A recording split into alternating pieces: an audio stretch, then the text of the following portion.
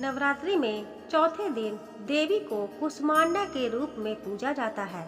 अपनी मंद हल्की हंसी के द्वारा अंड यानी ब्रह्मांड को उत्पन्न करने के कारण इस देवी को कुष्मांडा नाम से अभिहित किया जाता है।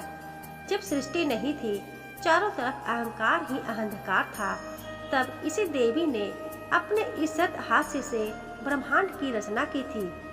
इसलिए इसे सृष्टि की आदि स्वरूपा या आदि शक्ति कहा गया है। इस देवी की 8 भुजाएं हैं, इसलिए अष्टभुजा कहलाई। इनके 7 हाथों में क्रमशः कमंडल, धनुष, वाण, कमल पुष्प, अमृतपूर्ण कलश, चक्र तथा गदा है। 8वें हाथ में सभी सिद्धियों और निधियों को देने वाली जपमाला है।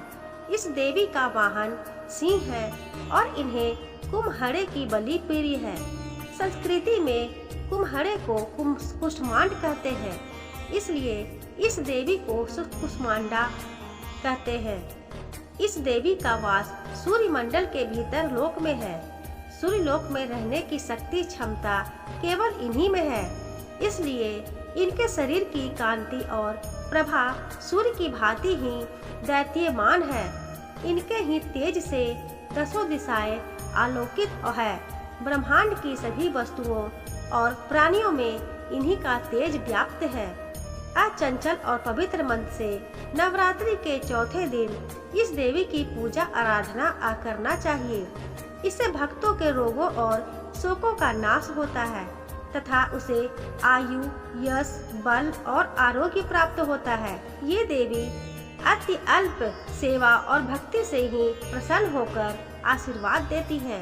सच्चे मन से पूजा करने वालों को सुगमता से परम पद प्राप्त होता है। विधि विधान से पूजा करने पर भक्त को कम समय में ही कृपा का सूक्ष्म भाव अनुभव होने लगता है। ये देवी आधियों व्याधियों से मुक्त करती है और उसे सुख, समृद्धि और उन्नति प्रदान करती है।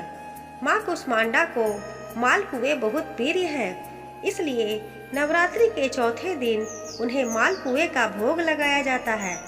माँ कुष्मांडा की उपासना से भक्तों के समस्त रोग कष्ट मिट जाते हैं।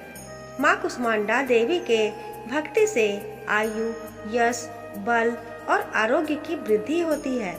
माँ कुष्मांडा देवी अत्यल्प सेवा और भक्ति से प्रसन्न होती हैं, अतः इस देवी की उपासना में भक्तों को सदैव तत्पर रहना चाहिए।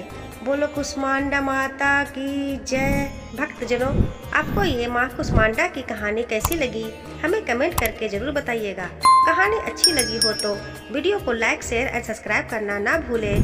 धन्यवाद।